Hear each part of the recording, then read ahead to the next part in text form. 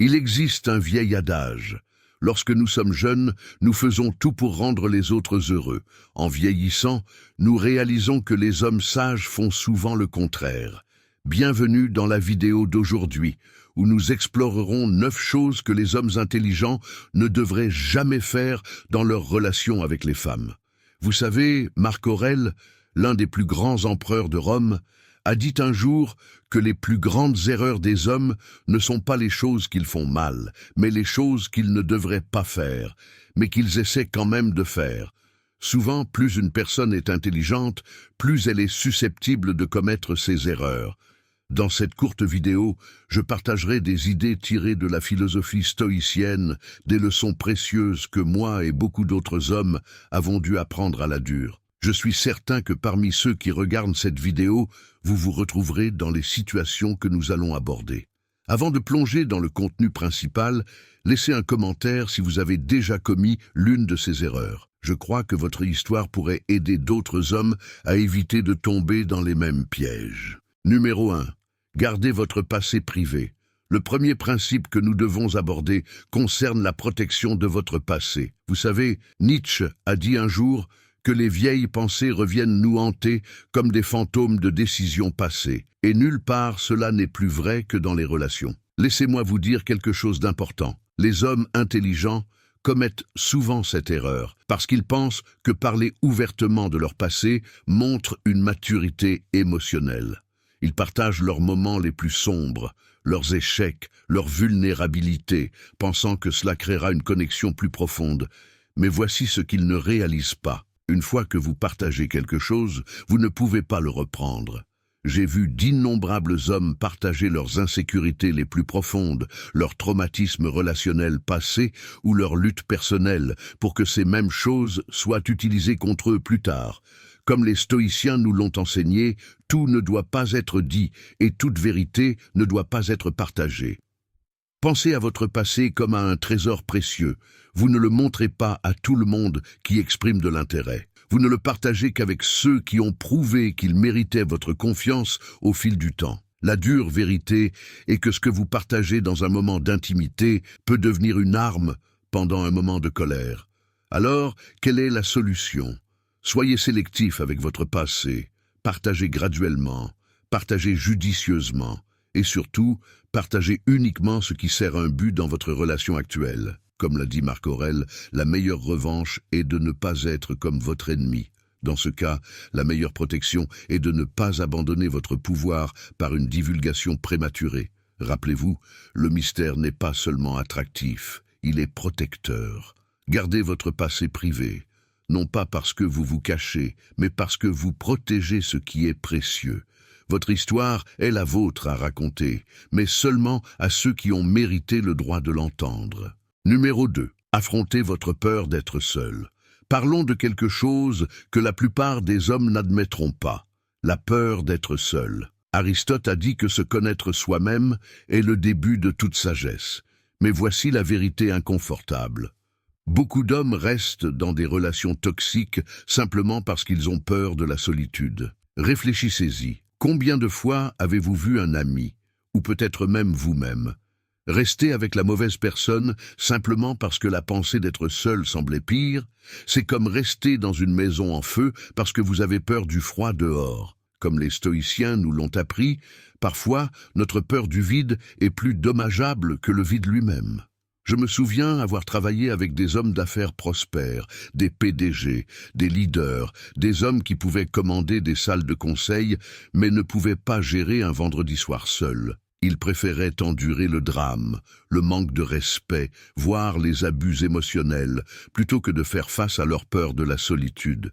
Mais voici ce qu'ils ne réalisent pas. Quand vous avez peur d'être seul, vous donnez votre pouvoir à quiconque est prêt à vous tenir compagnie. Les philosophes stoïciens ont compris quelque chose de profond à ce sujet. Ils savaient qu'un homme qui ne peut pas être seul ne saura jamais vraiment s'il est avec quelqu'un par amour ou par peur.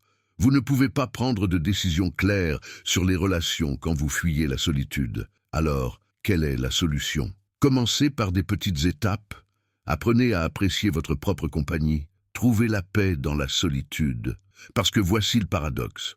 Une fois que vous devenez à l'aise d'être seul, vous attirerez naturellement des personnes qui ajoutent à votre vie, plutôt que celles qui comblent simplement un vide. Rappelez-vous, être seul ne signifie pas être solitaire, cela signifie être assez fort pour attendre ce que vous méritez, plutôt que d'accepter ce que vous avez peur de perdre.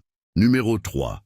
Gérez votre temps judicieusement. Parlons de quelque chose qui pourrait vous toucher de près. Gaspillez votre ressource la plus précieuse, le temps. Sénèque, l'un des plus grands philosophes stoïciens, a dit quelque chose de puissant. Ce n'est pas que nous avons peu de temps pour vivre, mais que nous en perdons beaucoup. Et nulle part cela n'est plus vrai que dans les relations. Pensez au nombre d'heures que vous avez passées à suranalyser des messages, à attendre des appels qui ne sont jamais venus, ou à essayer de comprendre ce qu'elles voulaient vraiment dire. Pensez au week-end que vous avez gaspillé à essayer de plaire à quelqu'un qui n'était même pas sûr de vous. Comme l'a dit Marc Aurèle, le temps est comme une rivière. Une fois qu'il passe, il est parti pour toujours. J'ai vu trop d'hommes passer leurs meilleures années à courir après des personnes qui les considèrent comme un plan de secours. Ils mettent leurs objectifs en attente, annulent des plans avec des amis, sautent des séances de gym. Tout cela pour quelqu'un qui ne ferait pas la même chose pour eux. La dure vérité est que pendant que vous faites de quelqu'un une priorité, il pourrait faire de vous une option. Les stoïciens comprenaient quelque chose de crucial à propos du temps. C'est la seule ressource que vous ne pouvez jamais récupérer. Vous pouvez toujours gagner plus d'argent, construire de nouvelles relations ou créer de nouvelles opportunités, mais le temps, une fois qu'il est parti pour toujours. Alors, quelle est la solution? Commencez à traiter votre temps comme l'atout précieux qu'il est. Avant d'investir des heures, des jours ou des mois dans quelqu'un, demandez-vous: investissent-ils la même chose en vous? Passez-vous du temps à construire une connexion ou simplement à combler un vide émotionnel? Rappelez-vous, un homme sage ne gère pas seulement bien son argent, il gère encore mieux son temps. Parce qu'à la fin, nous ne donnons pas seulement des heures quand nous perdons du temps avec la mauvaise personne, nous donnons des morceaux de notre vie. Numéro 4. Soyez fiers de vos réalisations. Voici un paradoxe auquel de nombreux hommes intelligents sont confrontés. Plus ils réalisent, plus ils hésitent à s'approprier leur succès dans les relations. Épictète a dit un jour que si vous voulez vous améliorer, soyez content d'être considéré comme insensé et stupide. Mais soyons réalistes, il y a une différence entre l'humilité et cacher sa lumière. J'ai vu des hommes à succès minimiser leurs réalisations, cacher leurs ambitions, voire prétendre être moins accomplis. Tout cela parce qu'ils ont peur de paraître arrogants ou intimidants. Ils construisent des entreprises, remportent des prix, atteignent des jalons, mais dans les relations, ils agissent comme si rien de tout cela n'avait d'importance. Pourquoi? Parce que quelque part, en chemin, ils ont appris qu'être trop réussi pourrait effrayer les gens. Écoutez attentivement. Si vos réalisations mettent quelqu'un mal à l'aise, ce n'est pas à vous de résoudre ce problème. Comme Marc Aurèle nous l'a appris, la meilleure façon de vous venger est de ne pas être comme cela. Ne diminuez pas votre lumière simplement parce qu'elle pourrait aveugler ceux qui sont habitués à l'obscurité. Voici la chose, être fier de vos réalisations ne signifie pas se vanter. Cela signifie reconnaître le travail que vous avez fourni, les obstacles que vous avez surmontés et les objectifs que vous poursuivez encore. Une femme forte ne veut pas d'un homme qui cache son succès. Elle veut quelqu'un qui peut l'inspirer à atteindre ses propres rêves. Alors, quelle est la solution? Assumez votre parcours, partagez vos victoires, non pas pour impressionner mais pour inspirer. Parce que la bonne personne ne se sentira pas menacée par votre succès. Elle sera excitée de faire partie de votre prochain chapitre. Rappelez-vous, vos réalisations font partie de qui vous êtes. Elles ne sont pas juste des lignes sur un CV. Ce sont des chapitres de votre histoire. Et quiconque veut faire partie de votre vie devrait être prêt à lire tout le livre, pas seulement les parties faciles. Numéro 5. Protégez votre santé mentale. Parlons de quelque chose que les hommes discutent rarement. Protégez votre paix mentale dans les relations. Les stoïciens ont compris une vérité fondamentale. Votre esprit est votre forteresse. Et pourtant, trop d'hommes laissent leur santé mentale s'effondrer pour le bien de rendre quelqu'un d'autre heureux. Vous savez ce qui est intéressant? Nous allons à la salle de sport pour protéger notre santé physique. Nous travaillons dur pour protéger notre santé financière. Mais en ce qui concerne la santé mentale, nous laissons le drame de quelqu'un d'autre la détruire. Comme Marc Aurèle l'a averti, très peu de choses sont nécessaires pour mener une vie heureuse. Tout est en vous, dans votre façon de penser. J'ai vu des hommes brillants se transformer en épaves anxieuses, vérifiant leur téléphone toutes les 5 minutes, suranalysant chaque conversation, perdant le sommeil à cause des sautes d'humeur de quelqu'un d'autre. Ils se disent que c'est normal, que c'est comme ça que sont les relations. Mais voici la vérité. Si votre relation perturbe constamment votre tranquillité d'esprit, ce n'est pas de l'amour, c'est une guerre émotionnelle. Les stoïciens nous ont enseigné quelque chose de profond. Votre paix mentale n'est pas négociable. Ce n'est pas quelque chose que vous sacrifiez pour une relation.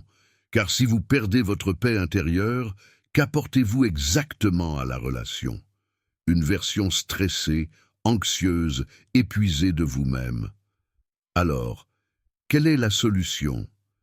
Fixez des limites, apprenez à dire non, éloignez-vous du drame et surtout, comprenez que quelqu'un qui se soucie vraiment de vous ne vous fera jamais choisir entre son bonheur et votre santé mentale. Rappelez-vous, maintenir votre santé mentale n'est pas égoïste, c'est nécessaire. Car à la fin de la journée, vous ne pouvez pas verser d'une tasse vide et vous ne pouvez pas construire une relation saine avec un esprit malsain. Numéro 6, restez fidèle à vous-même. Abordons quelque chose de crucial, l'art de rester fidèle à soi-même dans les relations. Vous savez, Albert Camus a dit quelque chose de puissant à ce sujet. Le moment où vous commencez à changer qui vous êtes pour plaire à quelqu'un d'autre est le moment où vous commencez à vous perdre. Pensez à combien de fois vous avez dit oui alors que vous vouliez dire non. Combien de fois avez-vous prétendu aimer quelque chose que vous détestiez, accepter des opinions en lesquelles vous ne croyiez pas, ou agi différemment juste pour rendre quelqu'un heureux?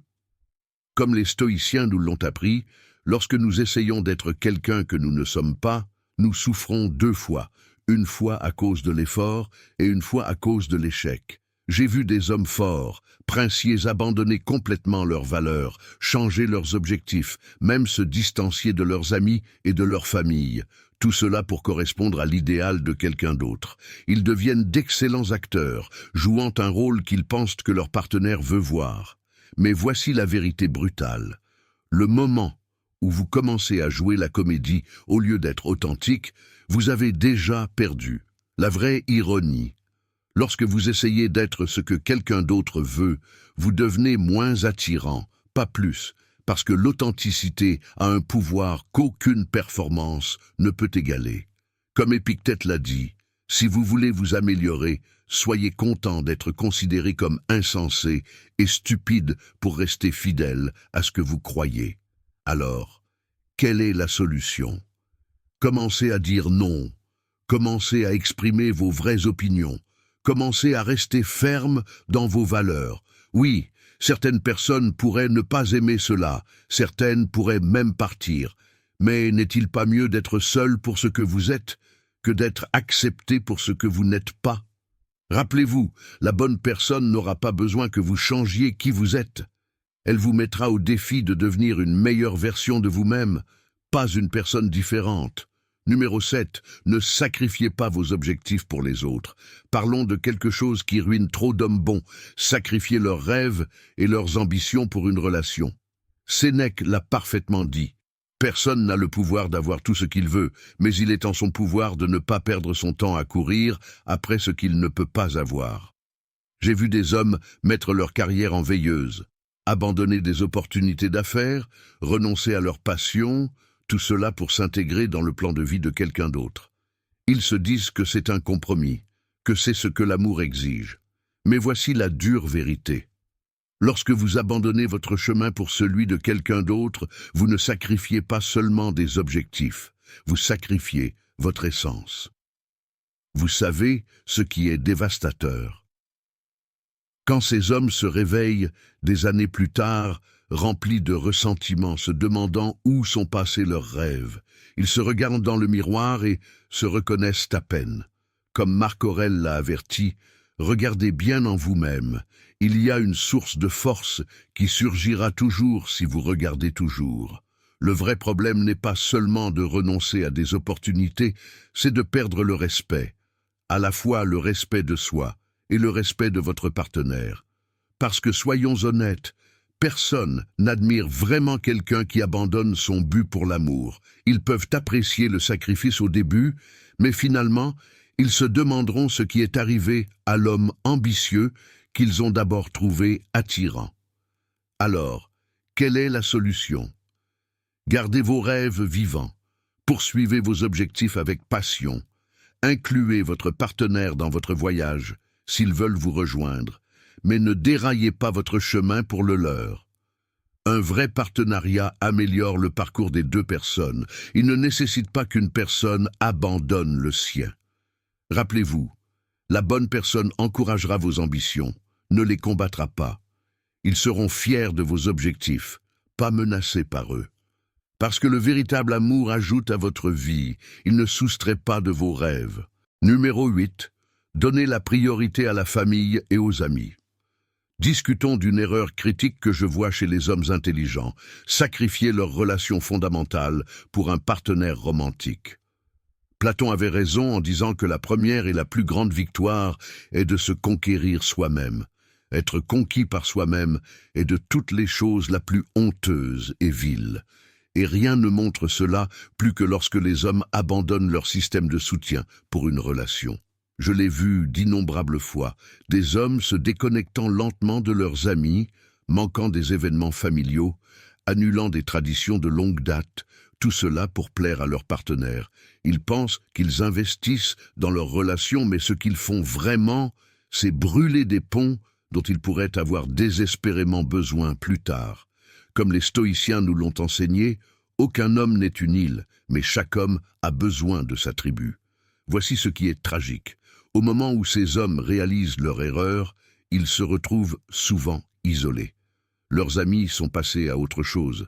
Les relations familiales sont devenues distantes. Et si la relation romantique échoue, ils se retrouvent vraiment seuls. Le système de soutien dont ils avaient besoin était celui qu'ils ont abandonné. Vous voulez savoir quelque chose d'intéressant? Les relations les plus solides que j'ai vues sont celles où les deux partenaires maintiennent des connexions saines en dehors de la relation. Parce que lorsque vous dépendez d'une seule personne pour tous vos besoins émotionnels, vous ne vous préparez pas seulement à la déception, vous mettez sur eux un fardeau impossible. Alors, quelle est la solution? Maintenez vos amitiés, gardez votre famille proche, prenez du temps pour les personnes qui étaient là avant cette relation et qui seront là après si elle se termine. Un partenaire qui essaie de vous isoler de votre système de soutien ne protège pas votre relation. Il contrôle votre vie. Rappelez-vous, vos relations proches sont comme un filet de sécurité. Vous pourriez penser que vous n'en avez pas besoin lorsque les choses vont bien, mais elles sont inestimables lorsque les choses se compliquent. N'attendez pas de tomber pour réaliser que vous avez coupé votre propre filet de sécurité. Numéro 9. Évitez la dépendance excessive.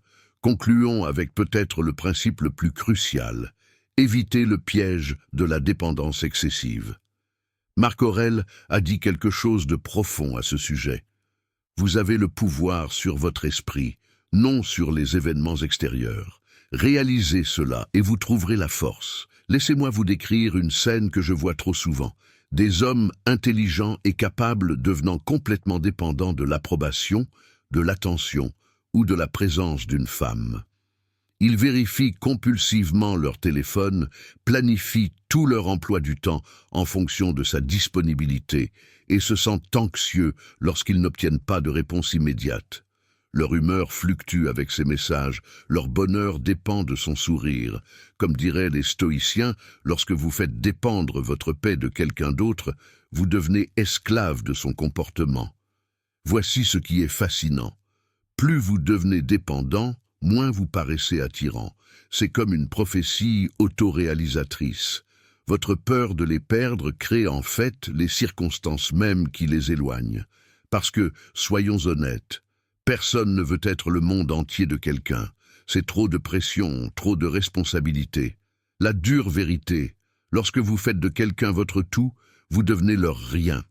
Vous cessez d'être l'homme confiant et sûr de lui, qu'il trouvait attirant, et devenez une ombre de vous-même, cherchant constamment validation et réassurance. Alors, quelle est la solution? Construisez une vie si pleine et significative qu'une relation l'améliore, plutôt qu'elle ne la complète. Ayez vos propres intérêts, maintenez votre propre espace. Et rappelez-vous que la véritable force vient de l'intérieur, non de la validation extérieure. Rappelez-vous, comme l'a enseigné Marc Aurèle, le bonheur de votre vie dépend de la qualité de vos pensées, pas de la présence de quelqu'un d'autre, pas de son approbation, mais de votre propre stabilité et force intérieure. Si cette vidéo vous a touché, appuyez sur le bouton « J'aime » et partagez-la avec d'autres hommes qui pourraient avoir besoin d'entendre ce message. Laissez un commentaire ci-dessous, en partageant quel principe vous a le plus marqué.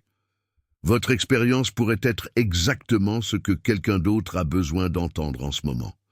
Rappelez-vous, suivre ces principes ne vous rend pas froid ou insensible. Cela vous rend sage. Parce qu'en fin de compte, les meilleures relations ne sont pas construites sur le sacrifice ou la dépendance, mais sur le respect mutuel et la force individuelle. Jusqu'à la prochaine fois, restez fort, restez sage et surtout, restez fidèle à vous-même.